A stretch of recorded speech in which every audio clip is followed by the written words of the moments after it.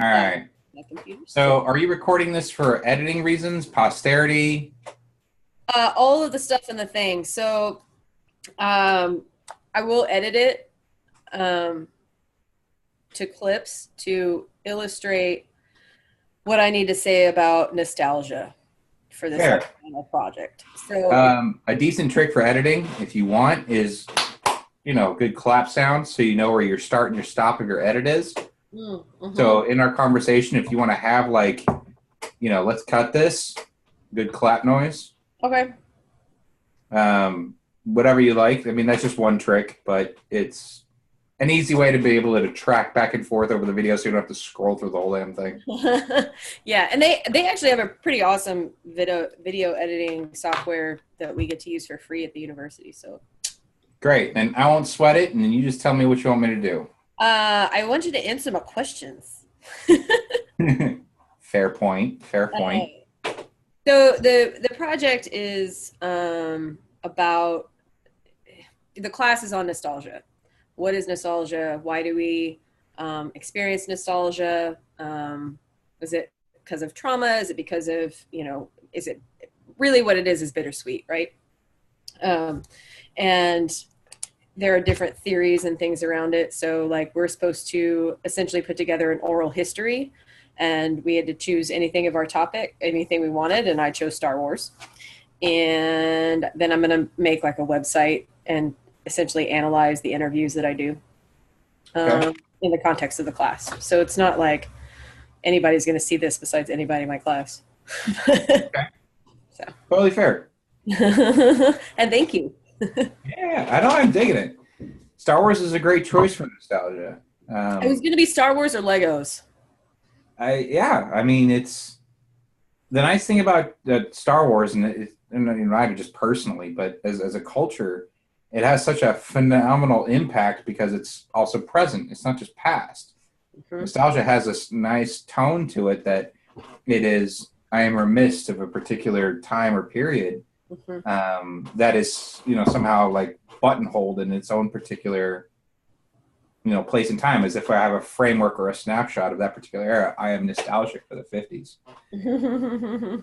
And what's nice about choosing Star Wars is a great opportunity, I guess, is that you have multiple facets to be able to look at.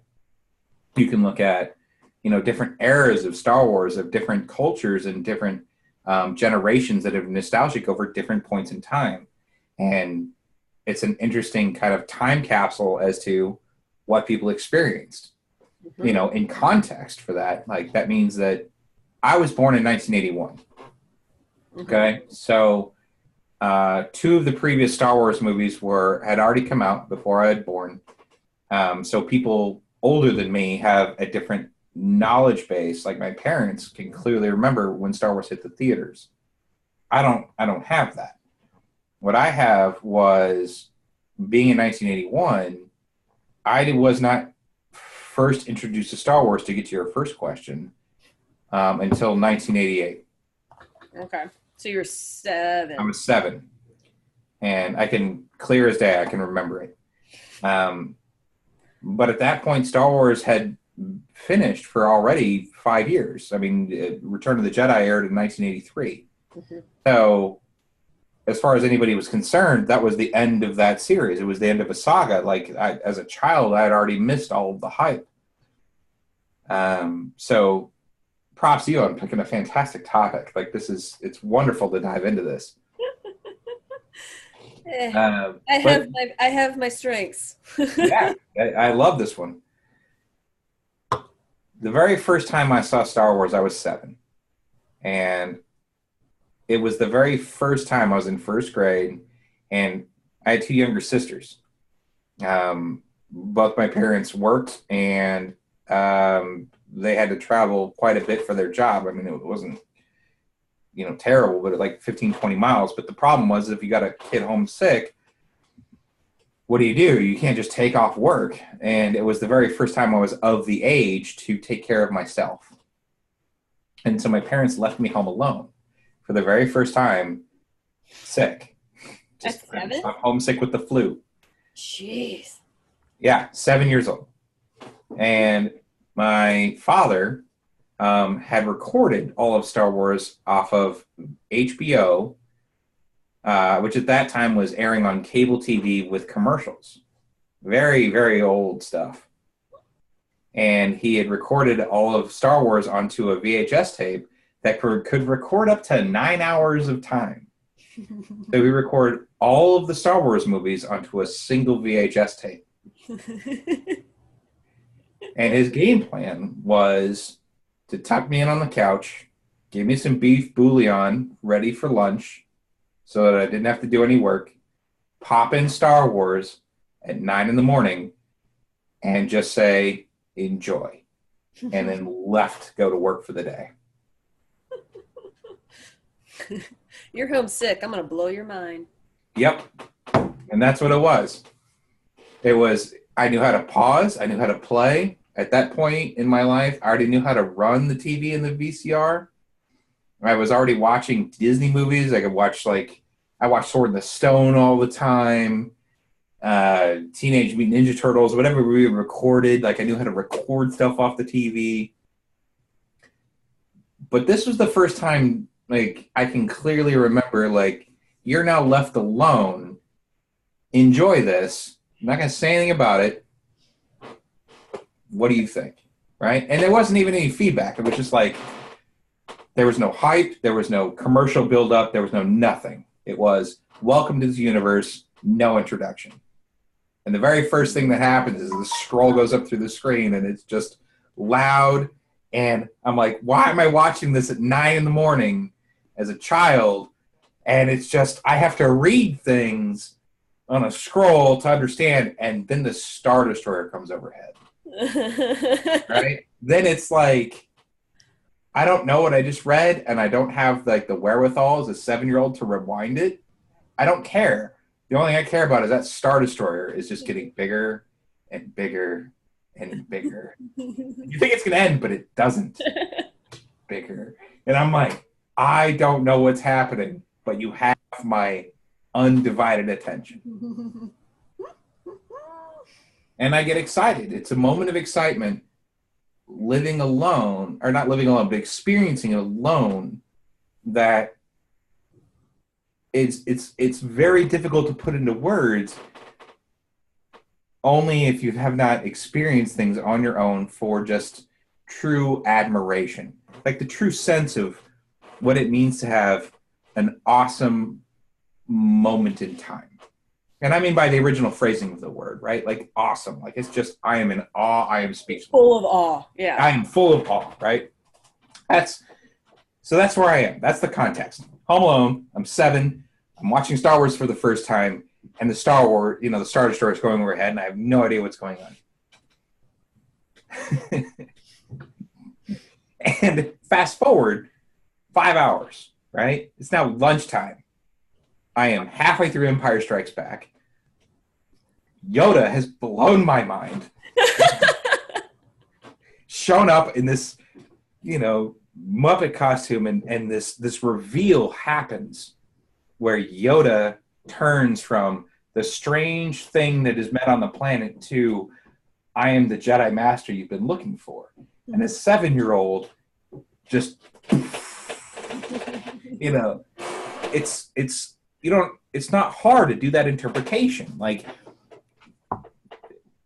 again, in context at that time, like it's the Muppets and the way that things were being instructed on TV was normal. It was normal for me to see a Muppet on television, but what was unusual was for a Muppet to change character, for a Muppet to change in tone and in dialogue and in purpose, where every other Muppet until that moment, until Yoda, was purely one-dimensional, right? Grover, Elmo, Big Bird, doesn't matter. Like Labyrinth, pick your Muppet. I don't even care what it is. No Muppet has ever changed character on the fly. So there's no reason to suspect that Yoda would, and he does. And he goes from this just quirky, weird thing, I'm going to eat your food, and like, what is this weird thing I'm going to fight with R2, to, I am the wise old wizard that you've been looking for that you were not suspecting. And to a 7-year-old, it's not just a game changer. You're suddenly now enthralled with this idea that Luke Skywalker, this hero you've been following this whole time, is now going to watch and learn from something you know as much about as he knows much about. So it's the first memory I have of truly connecting with a character on screen that you identify with, truly identify with. And you get it. Like, you are in that moment. And it's not difficult because the problem's not difficult, right? Luke Skywalker is not hunting for, a calculus teacher. He's hunting for a teacher to teach him something about something he doesn't know. So you, as the audience, even as a child, are in the same place as Luke Skywalker. Right? You are just as mysteriously aloof to the mysteries of the Force as what is happening? Right. That's why it's so perfect. It's so perfect. And so you're just suddenly enthralled. And so as a child, you're just like, what is going on? And then things change when he goes into the pit. When Luke Skywalker decides to go into the dark side, into the pit, the movie takes a tone shift. And it's a shift that's slightly more adult. And it's one thing I didn't understand as a child until later on. I didn't get the scene of him going into the dark side pit until I was probably about 10. Right? Until then, it was just kind of a mystery. It was just like, why does he have to go down there? It's kind of gross and icky. I wouldn't go down there if he had to go down there. Why would you do that? I'm confused. He feels like he has to. I don't understand why he has to. Right? But it's not ever explained. And so what that means to me is it's also the first time I remember truly having confusion on screen, having a disconnect from the movie of a moment for me where I'm now being judgmental. The story has broken, right? The spell has stopped for whatever reason, where I'm now looking at the film going, wait a second, I don't understand. And now I'm being critical. I'm 7. I'm being critical of a movie. It's just wild, right? Never changed though. It totally does. And so it keeps going forward. It doesn't slow down. You go all the way to then Lando, the introduction of Lando, and the first time you have a character that you are truly suspicious about. As a child, like, what character is introduced in Disney or anywhere else that you are now suspicious of a character? I don't mean that it's going to be, good or evil. Like, characters come off that, are slightly notorious or a little twisted or a little strange. But I mean a character that you truly, as the audience, do not understand intentionally. That the story writer intentionally gives you nothing to work with except ambiguity from not even past exposition. It's past dialogue that's being worked into a character that you don't know anything about yet. The introduction of Lando then is to be suspect. And you don't know anything. And as a 7-year-old, you get it. You get it. It's stranger danger. It's just like, it's, why are we going there? We go there because we have to. But why? Well, just fill up the gas and leave. Like, I don't understand why we're here.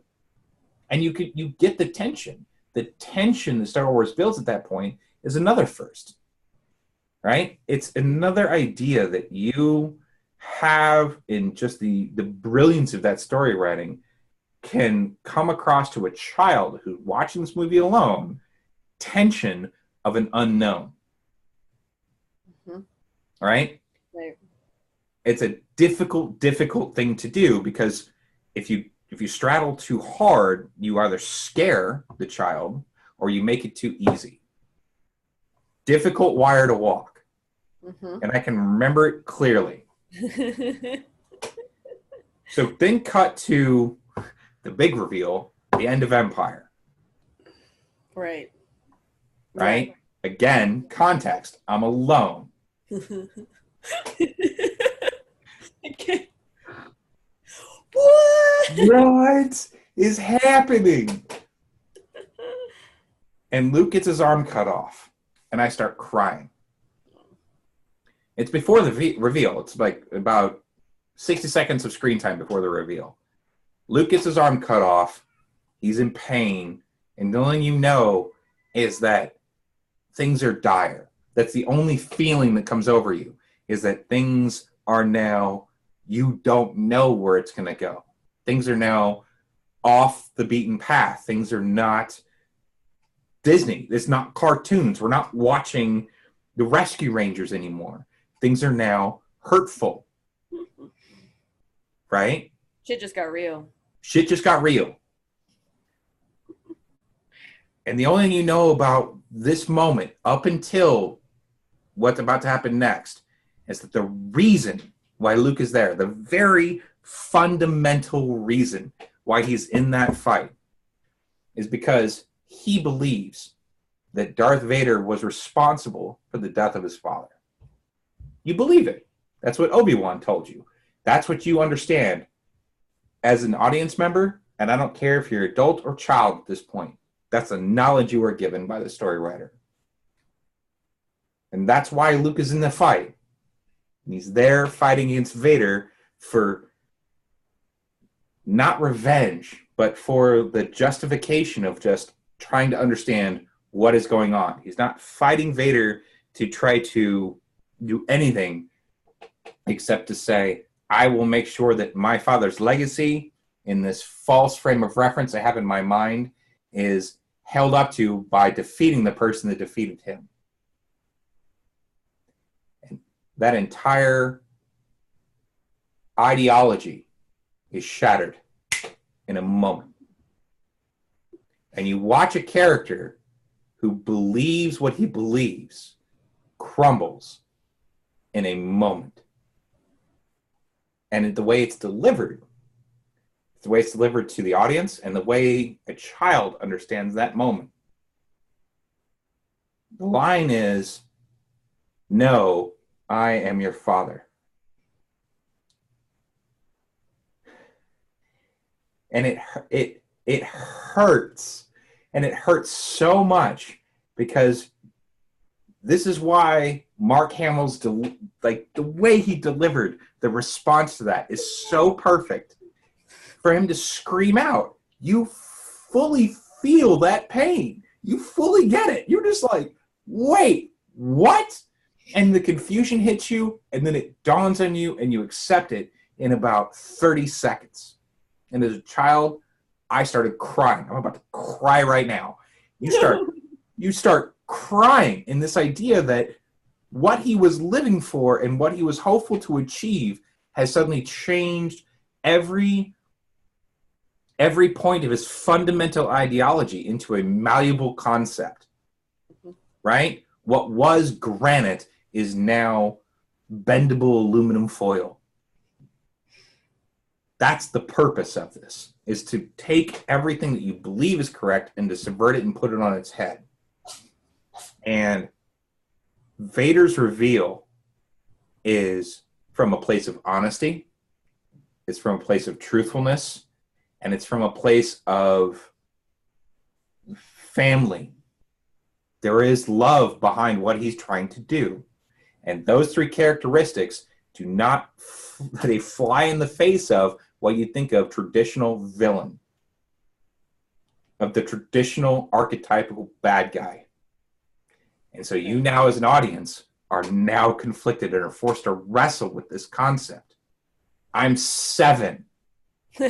Alone. Yeah. The question is, tell me what you remember about the first time about the original Star Wars. Mm-hmm. My first time is remembering a lot of things about the world that are simply truth that I was not prepared for. New experiences and new feelings and new ways of thinking of what the world really is. I'm watching a story. I don't really have the educational backgrounds to dive into, categorical fiction analytics. That's not what I'm a kid.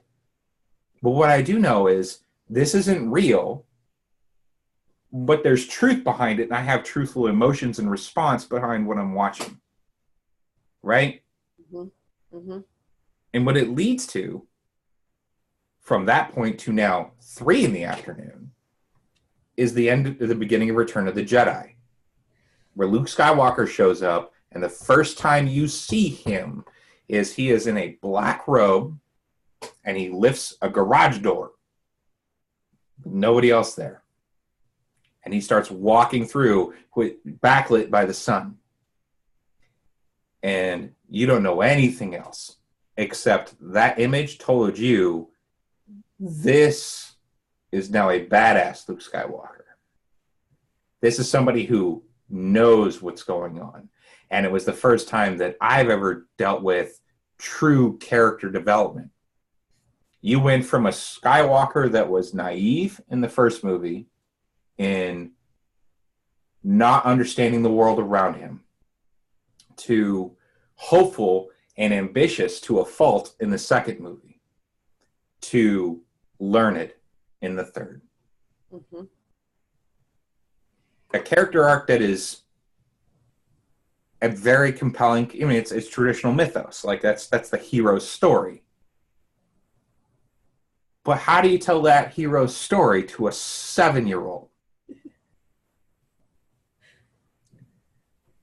The final confrontation that happens between Luke and Vader before they actually go to the Emperor happens on a bridge, and it's a very specific moment, and it's one of the most ingenious things I've ever seen in cinema, and I don't know why it's not talked about more, but I stand by this one moment as in it's just stunning. So Luke has given himself up to Vader and is now in his shackles, and they're on the bridge in Endor before they actually go to the Death Star. So they're still in the jungle planet, right? Mm-hmm. And it's the very first time that they've interacted since their lightsaber battle. And Luke is now dressed in all black, much like his dad. And Vader looks at Luke, and Luke's response to his presence is to call him by his real name. He calls him Anakin. He calls him Anakin Skywalker. And Vader's response to just hearing those moments is to turn on him and go, that name has no reason for me anymore, or something along those lines. I'm paraphrasing. But yeah. You remember the moment, right? He's angry with him. And then they have this exchange of father-son moment that's has an honest component to it. When Vader feels like the conversation is suddenly not in his favor, he ignites Luke's lightsaber.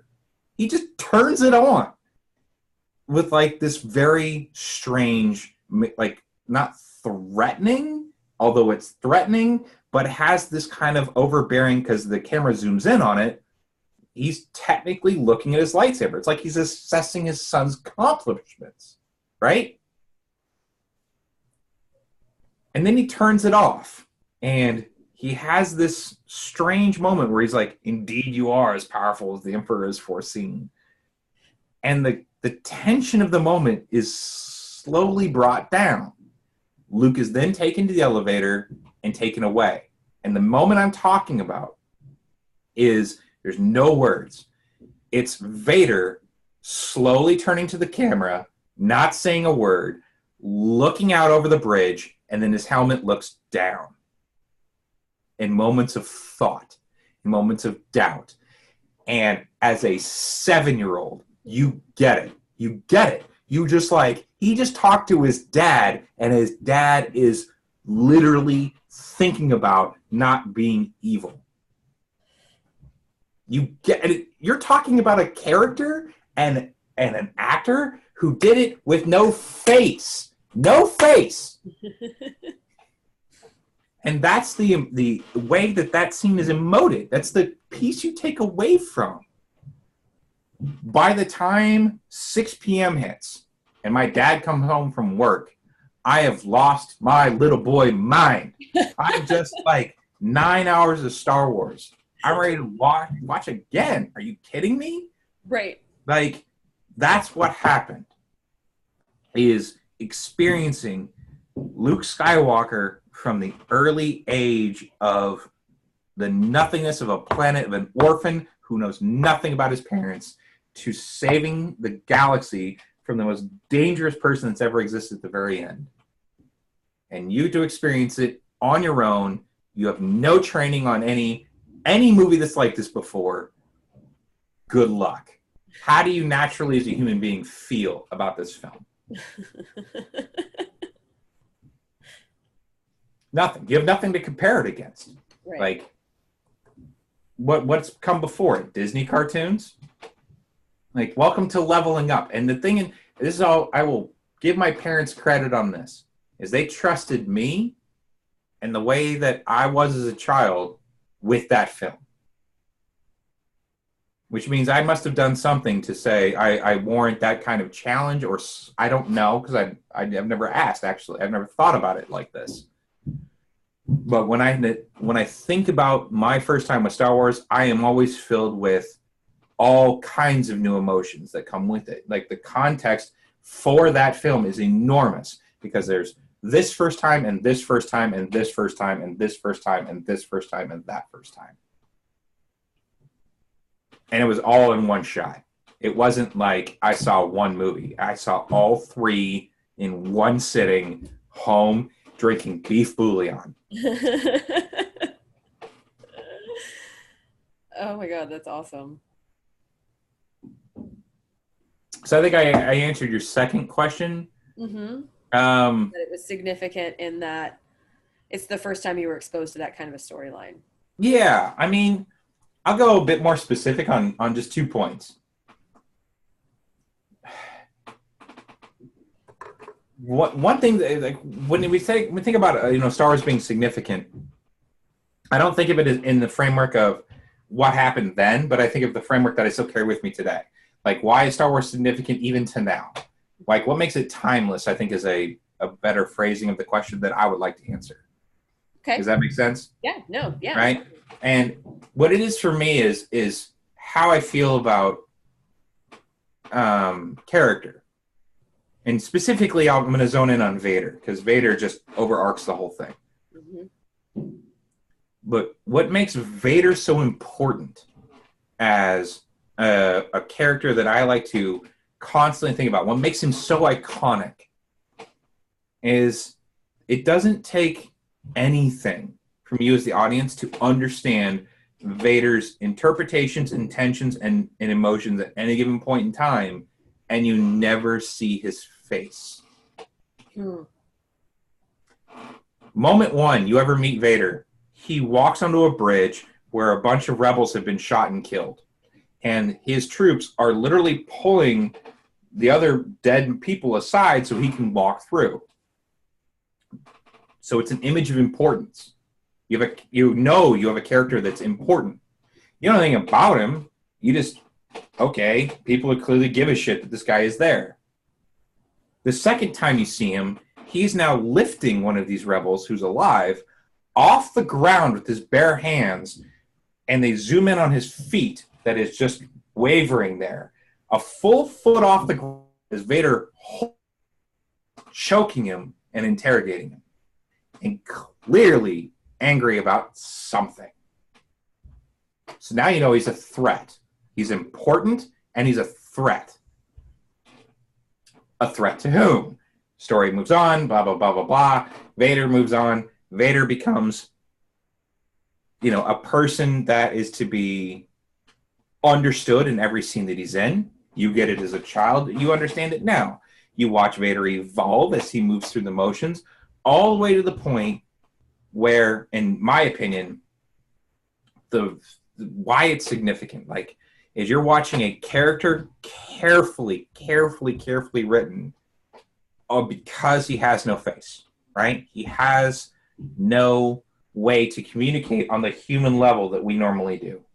He has his voice, he has his tone, and he has his, actions, which are limited. So everything he does and everything he says must be carefully calculated.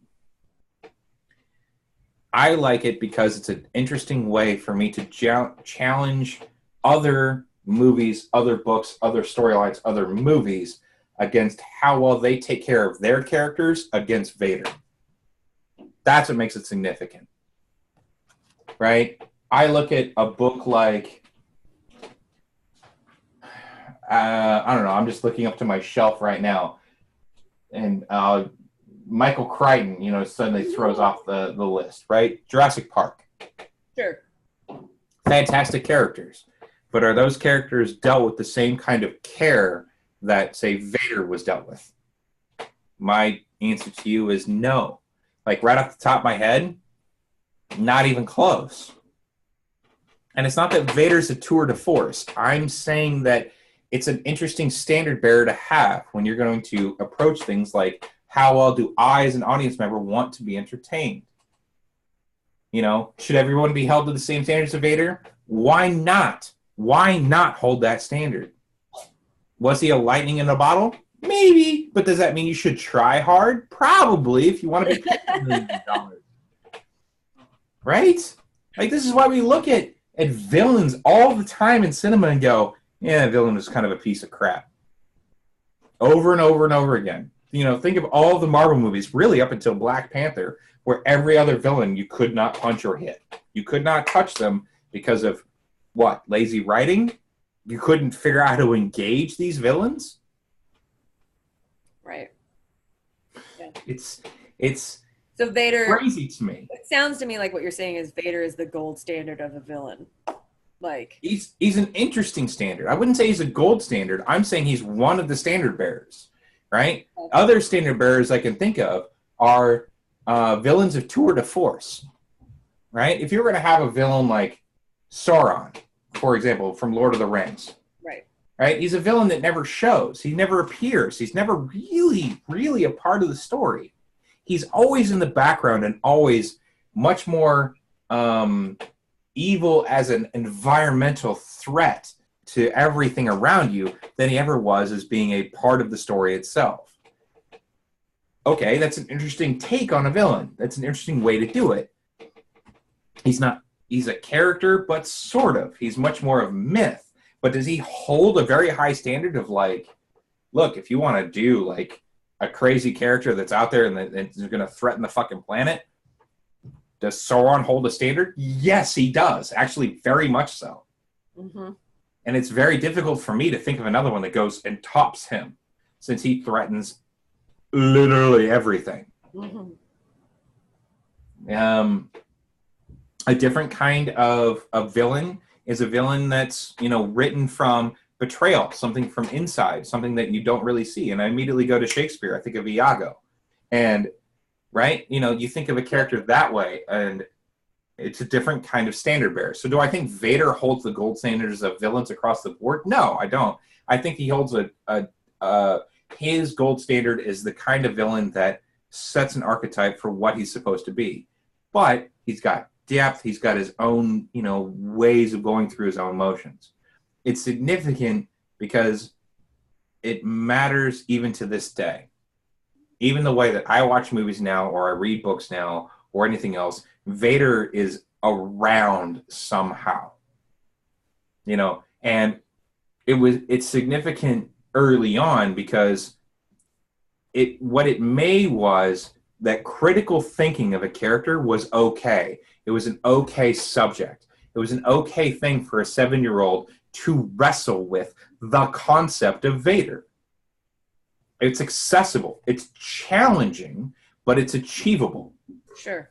Yeah. Right? That's the important component here. What Star Wars was as a significant component, challenging, but it's achievable.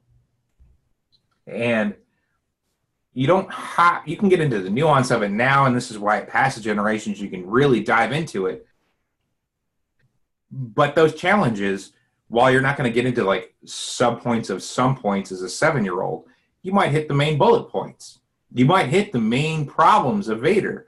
It's a dad. Why does he want to fight his kid? Why suddenly does at the very end of the movie, like, he's going to threaten his sister, and like Luke comes out and says, no way. Like, you get it. You get it. Like, yes, it's significant. I'm going to take a quick break for just a moment before I go on to question 3, because that's going to take me a minute. Okay. I've got your questions pulled up on this side, so I'm just going to... I've got them written down over here. So give me like 30 seconds before I go into the prequels. But I'm going to leave it with this moment before I run out. I'm going to grab a cider while you do that, too. Yeah. So what do you want to say, 5 minutes? Yeah. Let me pause my recording. Hold on. Yeah. Pause it. I think we got the 2 most difficult questions out of the way. I think so, too. All right. So question 3. Tell me you remember about the first prequels. Mm-hmm. Okay, so... I was involved in this. Yeah. The first prequel came out in 1999. I'm now 18, right? It's now 11 years of Star Wars. 10 years into it, at that point, before they'd really finalized, and it was all in talks, it had turned into hype. But before all of that, I was reading books. I was really getting into the extended universe. I had read all of Timothy Zahn series, Michael Stackpole series. It was a lot of fun just diving into like new Star Wars. But I never thought for a moment that new Star Wars was going to come, like new official canon Star Wars. So the books is where I spent all of my time. What I remember most about the prequel, the very first one, which I'm debating on even saying his name out loud. I just don't like it that much. The thing Episode that not be named. Yes. Shall not be named. Fine. Phantom Menace. The build-up to Phantom Menace was bizarre because it was the very first time I had experienced hype. And I mean real hype. It was constant internet presence, and internet then was 56K modems and dialing in and barely looking at websites, and Google had barely begun to do its thing. And yet you had this information just everywhere, just like Ray Park just got cast for like a scene in Star Wars, and we don't know what he's doing, and he's a martial artist. And we're like, why is a martial artist getting cast in Star Wars? Turns out he's Darth Maul. And we're like, who is Darth Maul? And then he shows up on a cover of, Entertainment Weekly, with the horns in the face, and you're just like, why? And then you see, and then they released the trailer. And to this day, I'll still say that the episode 1 trailer, the original one, the one that's about 2 minutes and change, is one of the best cinematic trailers that has ever been released. Ever. It's incredible. And a few reveals happen of Star Wars. Like you're actually seeing huge battles that are about to take place. And then Darth Maul unveils that double-sided lightsaber, and you just lose your little boy mind. You're just like, what? Oh, I don't understand the math. I don't get what's about to happen. I've never heard of this before. This is about to get crazy. So the hype was off the charts. You couldn't find anybody who was ready to not go see that movie. Like, you were with me that night. Mm-hmm. And Steak and Shake closed down. 24/7 restaurant closed down under the auspices of they needed to clean their chimney or whatever. The hoods, yeah. The hoods. They needed to clean the hoods or whatever, and they just closed the restaurant. And what I look back at it now, I'm like, yeah, because everybody was going to see fucking Star Wars. Like, it was a thing. Like, staff the restaurant. And what I remember about the prequels more was the hype more than anything else. It was new Star Wars. It was new story. It was new characters and new places. It was just new all the way down. The only familiarity you had was this kind of strange linchpin of Anakin Skywalker that was somehow going to be throughout, and perhaps Obi-Wan Kenobi. You didn't really know what you were walking into. Like, the possibilities were just endless. And then we got it, and we're just like, huh, I'm okay, but it's Star Wars, so I'm okay. But I need, and then you think about it for a while, and you're like, that was an awful movie. And you move into Clone Wars and go, well, maybe that was just an offshoot. Like, that was just, I'm still going to go see the story that happens next. I want to know what's happening to Vader and what happens to Luke Skywalker, or, Anakin Skywalker. And you're just, what? The hype for Clone Wars was all about, I can clearly remember it. It was just, you're going to see Yoda be able to, like, wield the lightsaber as we've always thought he could. The Muppet from Empire Strikes Back is going to suddenly wield a lightsaber and do some crazy stuff. And when he does on screen, I can still remember in the theater, like, everybody cheering that Yoda's jumping around and doing his things. And now in retrospect, you're just kind of like, but it's still a crap movie. The story is just awful. And why? Like, you took us in a direction that was totally, like, why do I care about Dooku at all? Like, I can care about, the prequels. Like, it's just not there.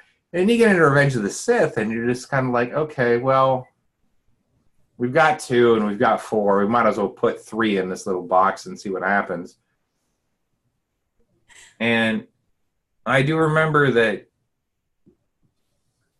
it's the very specific sequence, which is the origin of Vader, was important. I remember being riveted on the screen by that, of watching him lose the battle to Kenobi and fall into that fire pit. Terrible dialogue, but if there was if they had taken all of the words out of that scene, it would have been beautiful. Just him sitting there screaming as he's like in rage and in pain at the same time, and then slowly going into the lava and just catching fire. Like, no words spoken. It would have been much better. And it was such a powerful concept visually. Watching Vader become Vader and then being rescued by the Emperor. Rescued and then, turned into what he was going to become.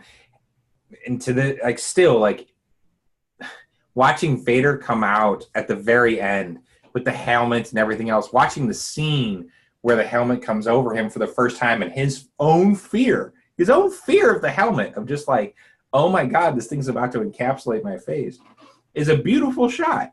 And they had to ruin it with, no. It's just, why? Just take the dialogue out, man. Like, we all get the point. Like, we get the point of his pain and his suffering, and the hurtfulness of all of the prequels. Like, what I remember from the prequels is,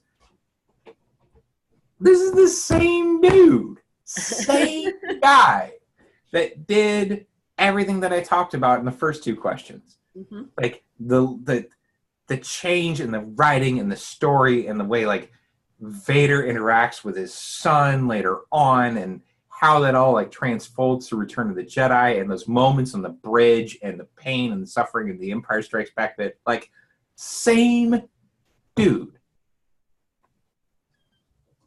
And it's like it's not the same dude. It's totally somebody. It's not somebody else. It's like you're trying to hit this mark and you're just off by about 15%. It's heartbreaking because you're just so damn close. And the part you missed is the part that counts. It's the part that has heart. And the part that has heart is the story. Right? The protagonist in the first 3 movies is lost. It should be Anakin. And it really should be through the perspective of Obi-Wan Kenobi, watching what happens to Anakin. And that dynamic, I can clearly remember just starting with high hopes and just being disenfranchised as that character solely doesn't matter. Like Obi-Wan's narration, his perspective becomes irrelevant. It's all walking and talking. It's a disillusionment to the high hopes of what I originally had for the prequels. Mm-hmm. You know, I remember it being all new, and I remember being all hype, and I remember it just not mattering at the end of the day. So, I mean, partially to your question 4, how did the prequels change my idea of Star Wars? I mean, it colored it a little bit. What it inadvertently did is that it made Star Wars break the fourth wall that should never have existed. Suddenly, Star Wars becomes about writers. It becomes about directors. It becomes about production. It becomes about the other things that you put into it and not about the final product. You start looking at, you know, components of entertainment, of things that you love, and you want to just suddenly meticulously analyze a lot of different things that come out of this because you hold it so close to that place you were when you were 7 and watching 9 hours of movies. And try to understand and rationalize to yourself, like, why is the ethos of this suddenly just off point? The pathos is there, like it's still like trying to strive at the human ambition of what it is that Star Wars is trying to tell. That is still, I would say, there. But the ethos is off. Like it just doesn't line up the same way. It changes my idea of the original, you know, place of Star Wars, and that we didn't have that meta problem before. You didn't really know who Irvin Kershner was or Richard Marquand was before. Right. The directors of Empire Strikes Back and Return of the Jedi, you didn't know these people's names because their job, if they did it well, was to be silent and in the background. Their job was to be in the credits. Their job was not to like put themselves on the forefront of why is this director's choice suddenly very weird and bizarre and off kilter. And that's inadvertently what Lucas did. Inadvertently, like he put himself as the writer, director, producer on the forefront of prequels that then affects the way you think about that story. For better or for worse. And in my opinion, I think it's for worse. Does it change my feelings of the original, you know, trilogy? It has to. I mean, it has to change in such a way of respecting them more. Like recognizing that lightning in a bottle. Recognizing, you know, if you're going to capture something that's that amazing, hold on to that. Recognize it for what it is and try not to let other things come in and manipulate it. Mm-hmm. The irony of this is that with this specific example, we actually have proof of when that does happen because he tinkered with the original trilogy. You have that. Strangely, like it's like the perfect science project. It's like, well, what happens then if he would have done and screwed with it? Well, he fucking did. And you now, like, you get introductions on the special editions, which are considered to be the only original forms now in digital concept media, which is ridiculous. But watching the celebration scene at the end of Empire Strikes Back is difficult for me to watch. It's difficult. It's just like, it's not propaganda. Propaganda is the wrong word for it. It's grandizement for its own purposes.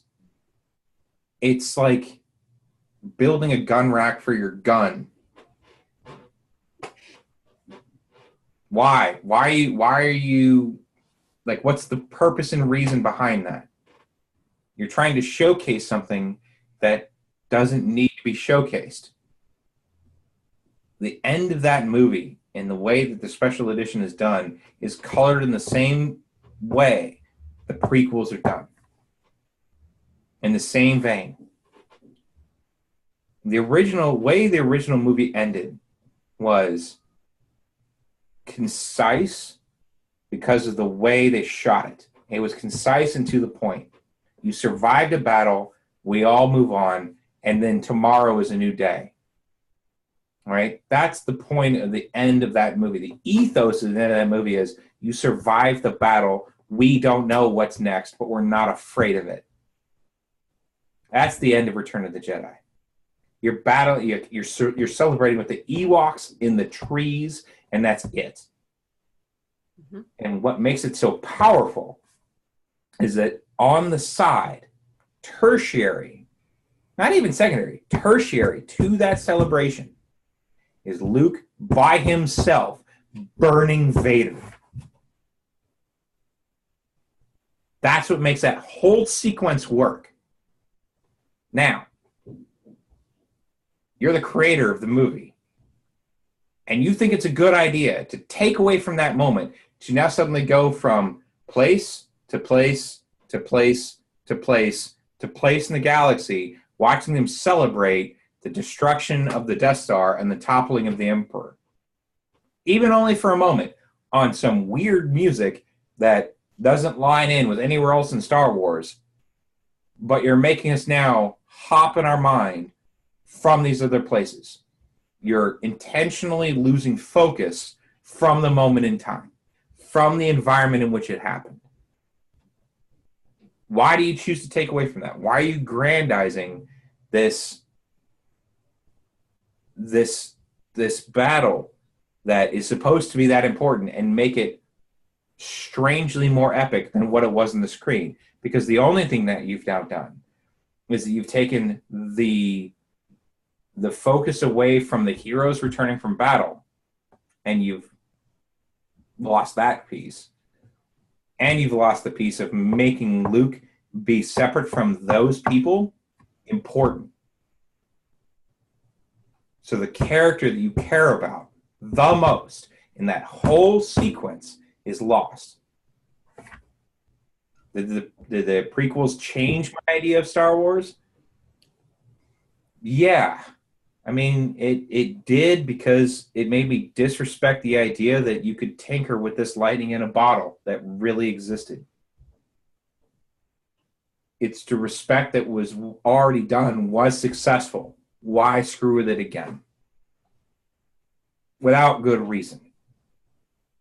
You know, I get that if you want to go and do Star Wars again, and you want to make it 16:9 as opposed to 4:3 and update it, make it 1080p and Blu-ray and all that nonsense, fine. Do that. Why introduce new content on something that is so beloved, on something that is so culturally important?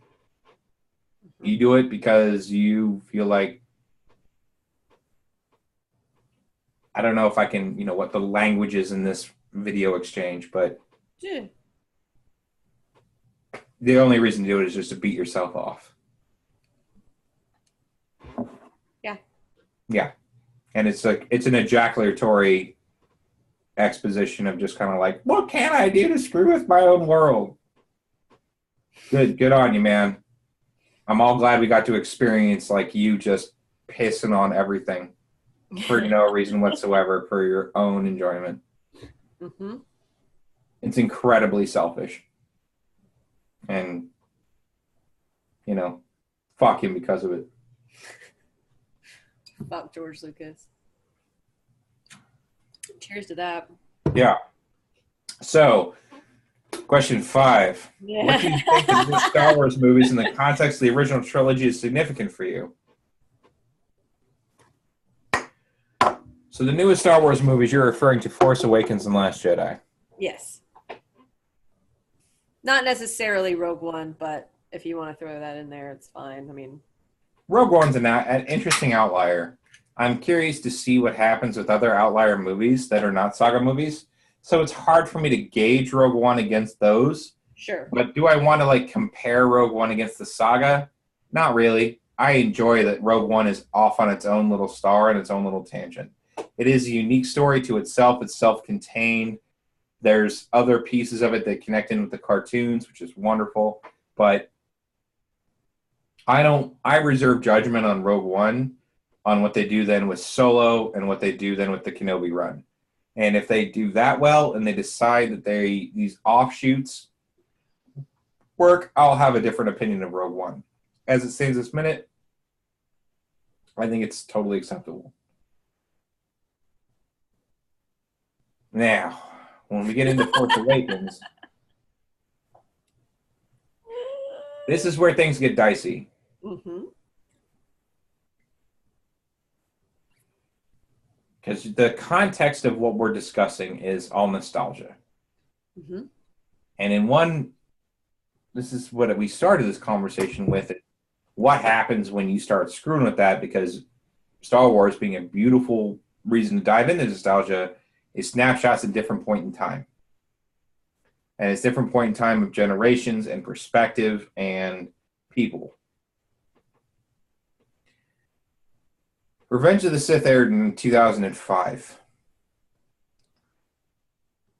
It's been a long time since we've seen new Star Wars again. When George Lucas announced he was selling LucasArts to Disney, my initial reaction was, that's interesting. It wasn't good nor bad. It's just, that's interesting. I don't know what they're going to do with it. I mean, I'm glad that Lucas isn't taking it upon himself to just kind of and vomit out more prequels. But it means that there's the opportunity that there's going to be an editorial process and we're going to go through something new. But it's Disney. Okay, Disney bought Pixar. They have precedent to say that they bought franchises and not intervened. They bought Marvel. They did good stuff. Like, Disney's got a good track record of just saying, we're going to spend hundreds of $millions on these ideas and let them continue to flourish in their own way. Kathleen Kennedy, the head of Lucasfilm, has been in that position for I don't even know how long, but definitely predates Disney.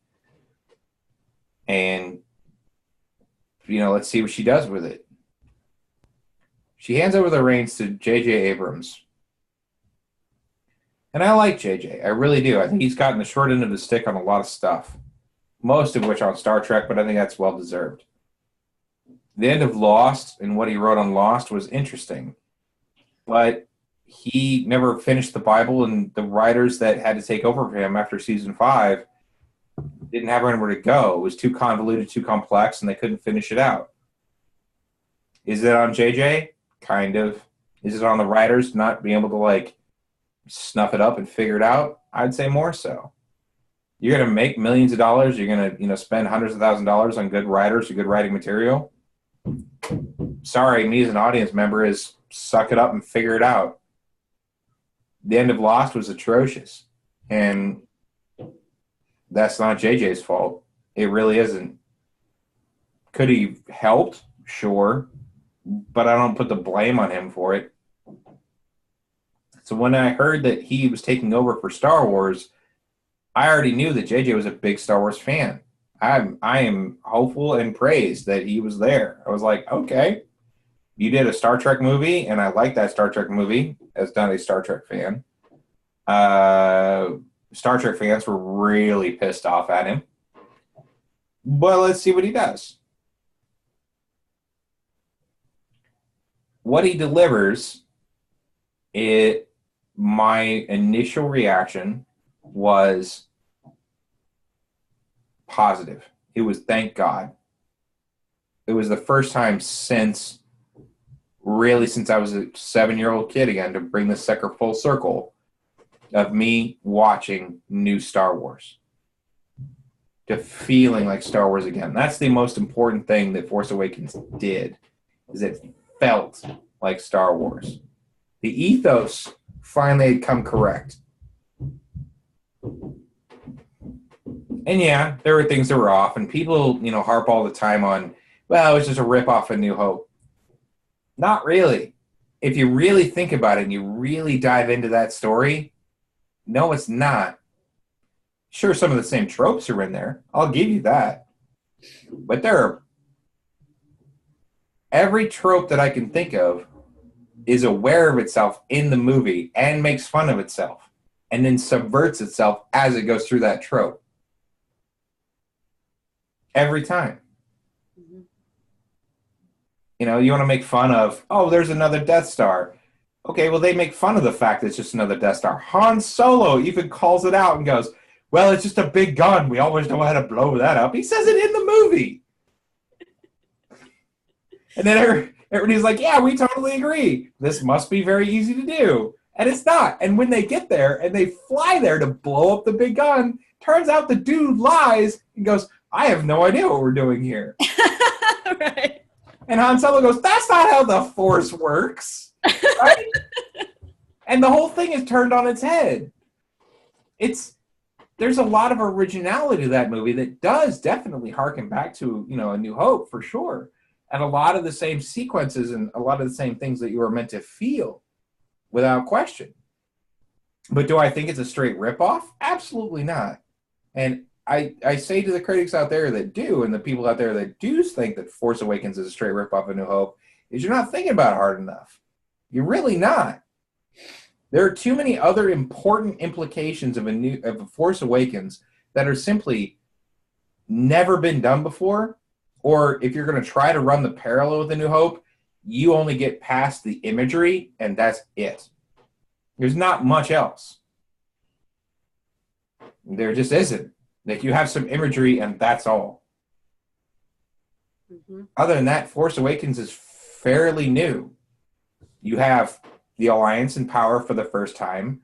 You have suddenly a new enemy that has come out of nowhere that you don't understand.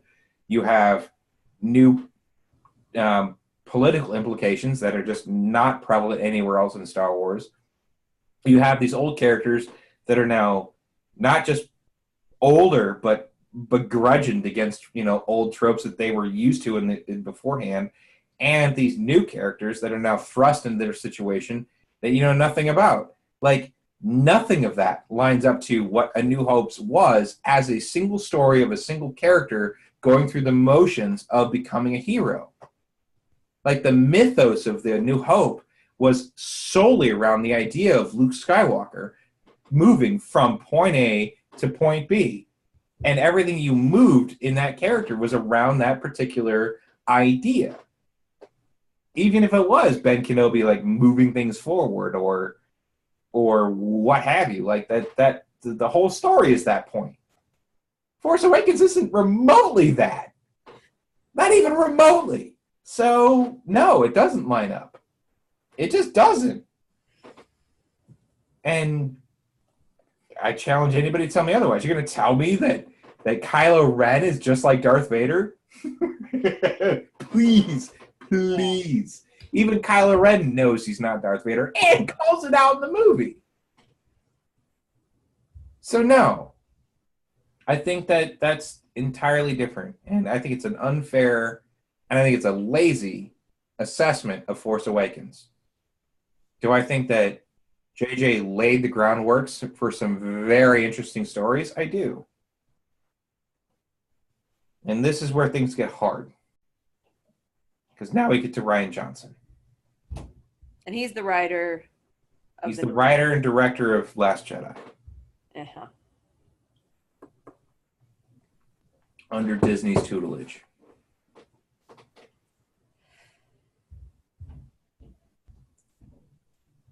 And this probably gets to the heart of your paper about nostalgia. And this is probably the most therapeutic thought I've had on this, going all the way from my own childhood, through my teenage years, through my 20s, into now, talking about what just happened with Last Jedi.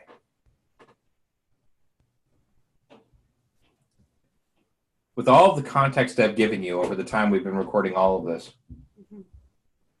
you get a sense of the not extraneous effort, but the effort I've given in my life to make Star Wars a fun thing, a hobby, a thing I do outside of just going to the movies and watching it entertaining. Caring about the books and caring about the characters and playing the video games and wanting to be a part of this sandbox. One of the brilliances of George Lucas was the overwhelming invitation to be a part of the Star Wars universe. Male, female, black, white, race, religion, whatever. The Star Wars universe is a long time ago in a galaxy far, far away. By default, it's open to everyone. It's open to all of us.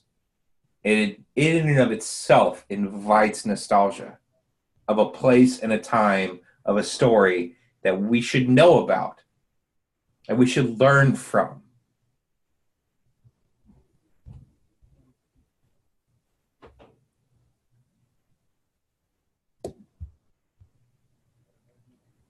So when you introduce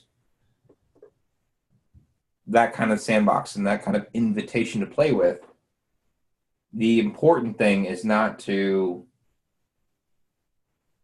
dismiss, like, I don't know, players within the sand. I don't even know the right way to phrase this. Like, if you're going to invite everybody to play with you in a sandbox, right, you're going to make a big open invitation, you want everybody to sit down and like hang out with your Tonka trucks and play with your Transformers or whatever. But some people are going to get reckless, and those people are assholes, and yeah, you don't want to hang out with them. It's still a confined space. It's still a space that exists to do this one particular thing, but it's an open invitation. Anybody who wants to do what you are doing in there is welcome to participate. This is what Star Wars figured out as their lightning in a bottle in 77. This is why toys and lightsabers and doll figures and video games and books and all of the stuff that you could buy exists. It's so inviting. It's so inviting to be a part of this nostalgic world that you didn't even realize existed. At the end of Force Awakens, we have many questions in the Star Wars universe that aren't just speculation. They're invitations for speculation. They're invitations into that world of just, what do you possibly think is going on? They're intentionally open-ended questions by the writing's design. Who is Rey's parents? What's going on with Snoke? We care. We care a lot. We care that these characters that we've known and grown up around are being changed and influenced by these new characters and what's happening.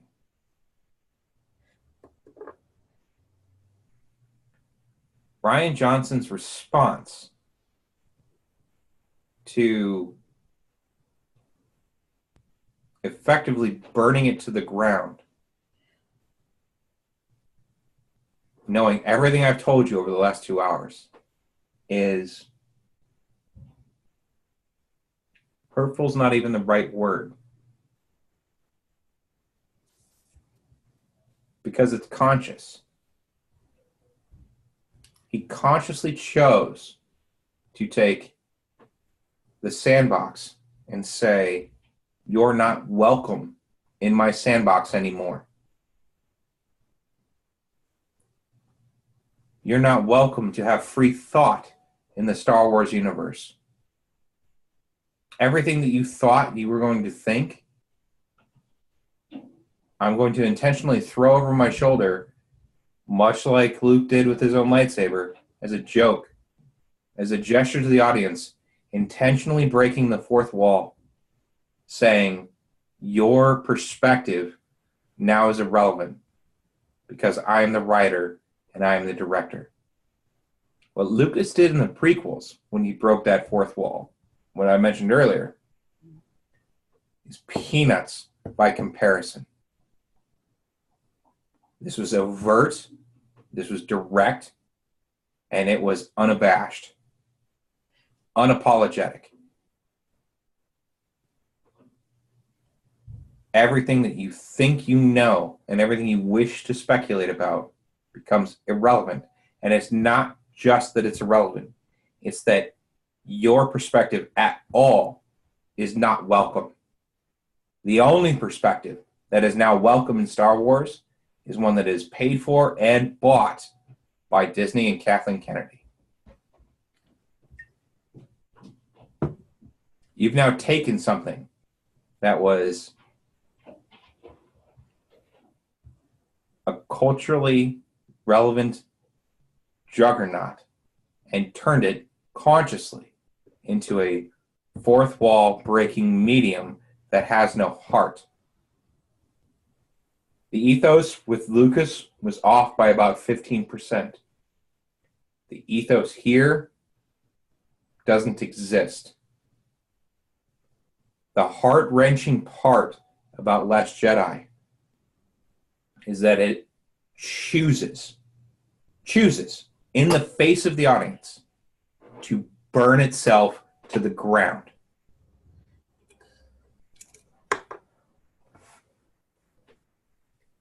Nostalgia is a very powerful thing.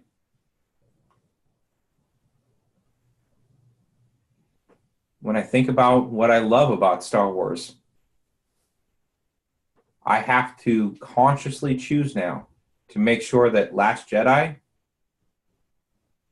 does not influence my opinions of the original trilogy.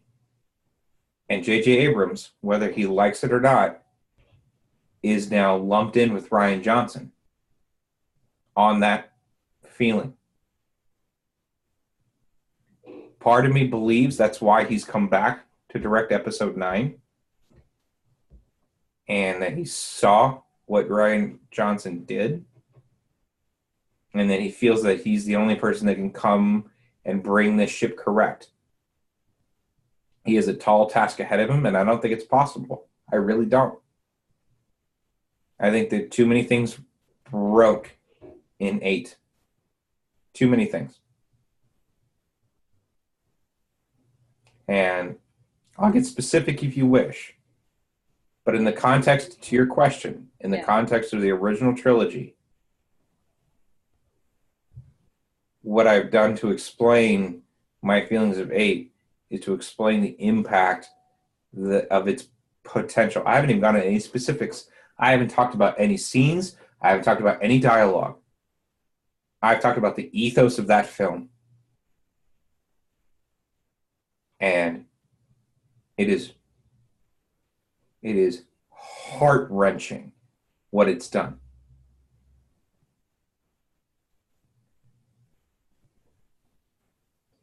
It doesn't make any sense to place it anywhere near the original trilogy.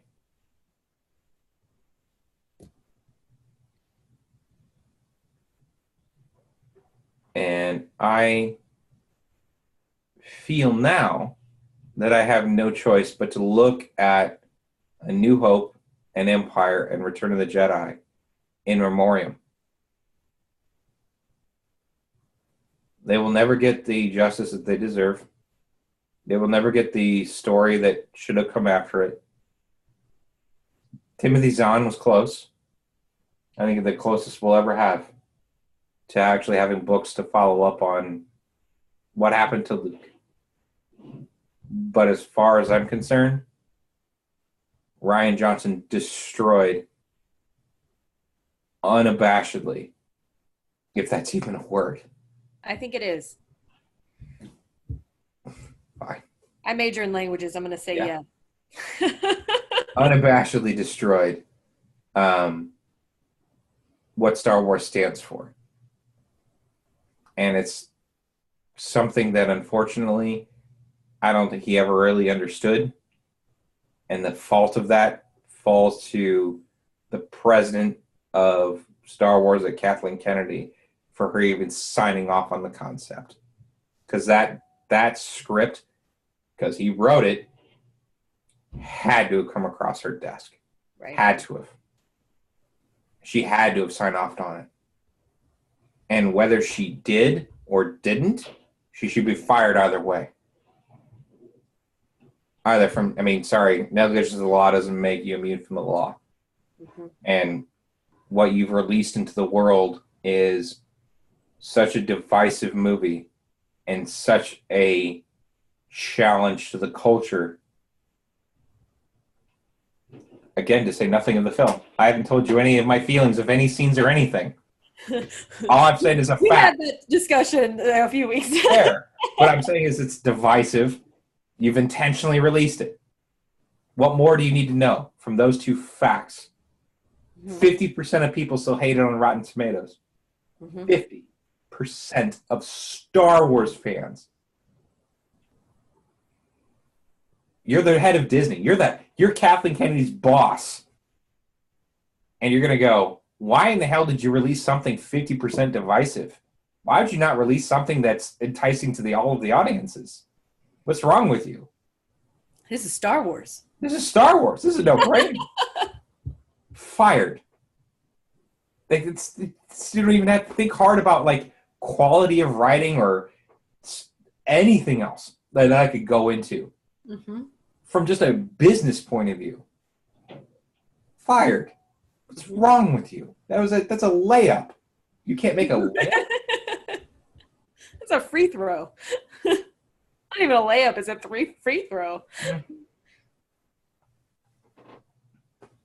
It's a shot at the net without a goal. JJ laid it out for you. Like it was there. It was all there. Like again, I could have debates about Force Awakens.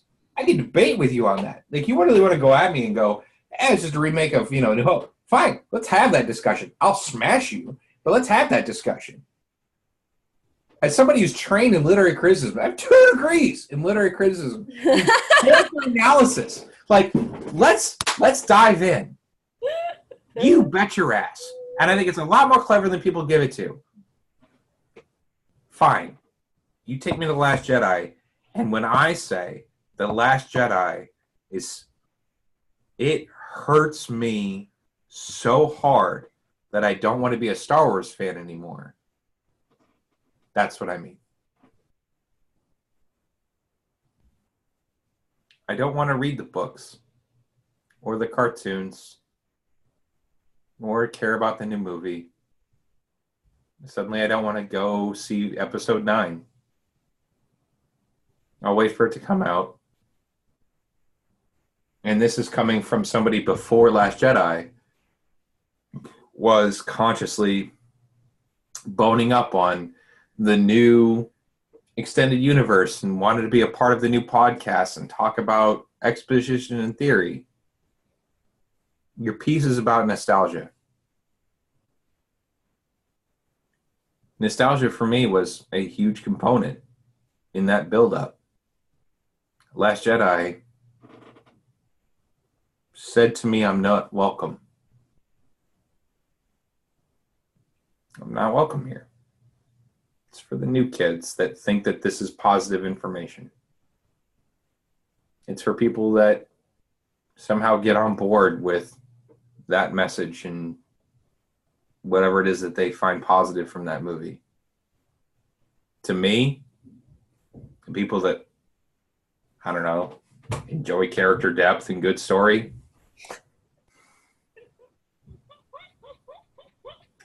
we're not a part of Star Wars anymore. We're not a part of George Lucas's idea in 1977.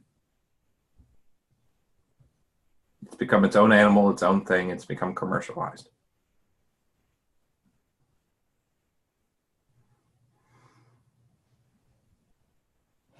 If memory serves me right, the person that came up with the original Star Wars crawl, I think was Francis Ford Coppola. It might not be right, but it's one of the big 5. That for sure. The story itself is on the Spielberg HBO series, or the HBO interview you can watch on just the history of Steven Spielberg. And what the story they tell is that in the mid-70s, the 5 big directors that have shaped our culture to date were all young kids and friends. George Lucas, Steven Spielberg, Francis Ford Coppola, Martin Scorsese, and a 5th one that I cannot remember his name. And these guys all talked amongst one another. And when George Lucas came out with Star Wars, he asked them, what do you think about the movie? And one of them said, I honestly don't understand. I need you to explain it to me. Literally just, throw it on the screen or something so I can get it. And that was the inception for the now Star Wars scroll. But the idea that those guys have such permanence within our culture of just entertainment and escapism and dialogue and character development and paving the way for, new students and new creativity.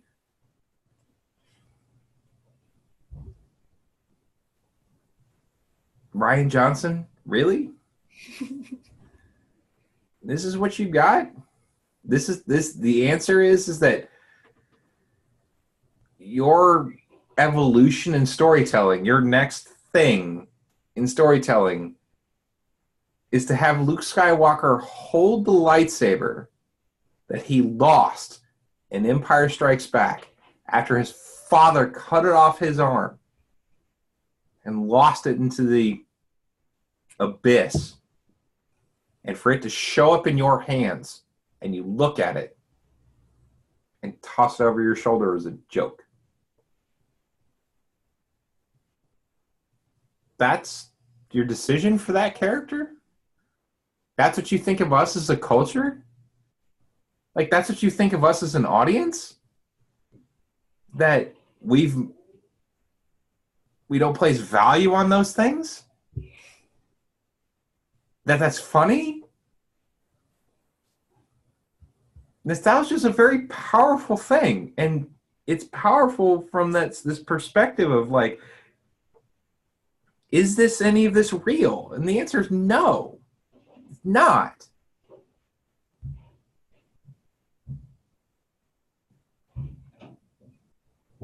But fuck you, Ryan. Fuck you, Ryan. Like, it's just like this. It hurts so much. It hurts how wrong that is. It's such the wrong, unabashed. Like, Jesus. Like, here, I'm picking up my video camera. Like, this is my corner. Right? Right. That's a Star Destroyer flying, like, with multiple paintings, flying by a Death Star. Mm-hmm. Right? Yeah. That's my room. Zero off it. Lightsaber. Yeah. Right. Right? Yeah. I've got Star Wars books. They're all over there.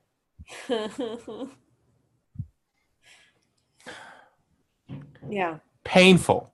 Mm-hmm. It's painful to, like, watch somebody take somebody that's so beloved and endearing and make such a mockery out of it because of, and it's not even out of carelessness. Lucas did it out of carelessness, and the irony was it was his. Johnson did it because it was reckless. He didn't realize what he was doing. Do I think that Rian Johnson is an evil person who wanted to burn Star Wars to the ground? No, clearly not. Nobody would want to do that. But do I think that he didn't realize he was driving a Ferrari at 150 miles an hour? Yeah. The corner. Yeah. And he wrecked the car forever. I think that car is now no longer drivable. Mm-hmm. As much literature as I have studied, I do not see how you solve this. Right. I just don't. Well, JJ is amazing. So maybe he'll fix it. He's amazingly interesting. He's such a flip of the coin that I don't know what he's going to do with it. Who knows? Whoever, I don't even know if he knows. No, I mean, it's a bizarre challenge. I don't think he can. But Do I go to like in JJ We Trust? No, No, you no, I can't. don't. I think you burned this one too hard. I, this is like where Giant Ryan Johnson left you. It was supposed to be like that kind of same feeling of the end, Empire Strikes Back, of just kind of like, here's our people on a ship and they've got to go do a thing. At the end of Empire, it was Luke who had just come out of surgery, with Leia, who thank God was safe, with Chewie hanging out with Lando, about to take off on a ship, splitting out into an unknown story that you know nothing about, Mhm. except they're going to meet at Jabba's palace. This weird myth within a myth, and then you have this nice still shot that goes off into the distance, and then time passes, and you don't know for how long. Mhm. That's how Empire ends. Yeah. It's just it feels incomplete. And back in 1980, people were furious. They were so mad. They were just like, why do I have to watch a movie that's not complete? It's never been done before. It was never done until Empire. Go figure. Nobody had ever taken like a movie franchise and just ended it like that. Godfather 2 ended and had a story and completion. Like it doesn't need Godfather 3, right? No one ever ended a movie and just went, story's not finished, tough shit. Never. It's never happened. Empire was the first time that did it. Last Jedi. Okay, so everyone's dead. Cares about We're all anything. gonna get on the Millennium Falcon and leave. Where we're going, we don't know. Who's left, we're not sure. Everybody that matters is on the Millennium Falcon ish, because we don't know if Luke is really dead or not. And we don't know now what the next motivation or step is for the Empire. Mhm. So, what's the story of the next movie? Is the story about Rey coming correct to save the world? Because if so, where's she going to start? Because we don't have a lead in for that. Yeah. Does that mean that Kylo Ren is going to change the way he's doing things, or is he going to become a flat character and ruin him forever? We don't know because there's not a lead in for that. Mm-mm. Concept of a cliffhanger.